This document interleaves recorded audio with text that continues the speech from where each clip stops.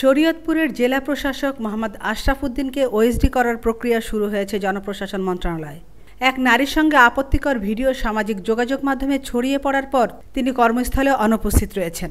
রবিবারের মধ্যেই তাকে ওএসডি করা হতে পারে। জনপ্রশাসন মন্ত্রণালয়ের সংশ্লিষ্ট কর্মকর্তারা এই সিদ্ধান্তের কথা নিশ্চিত করেছেন বলে জানা যায়। একজন প্রবাসী সাংবাদিক তার ফেসবুক অ্যাকাউন্টে ডিসি আশরাফের সঙ্গে এক নারীর অন্তরঙ্গ মুহূর্তের কয়েকটি ছবি প্রকাশ করেন। একই সময় একটি টেলিগ্রাম চ্যানেলে 57 সেকেন্ডের একটি ভিডিও প্রকাশ করেন, যেখানে দেখা যায় ডিসি আশরাফ শার্টের বোতাম খোলা অবস্থায় ওই নারীর সঙ্গে অসংযত আচরণ করছেন। এ ঘটনায় সামাজিক ও প্রশাসনিক মহলে তীব্র প্রতিক্রিয়া দেখা দিয়েছে।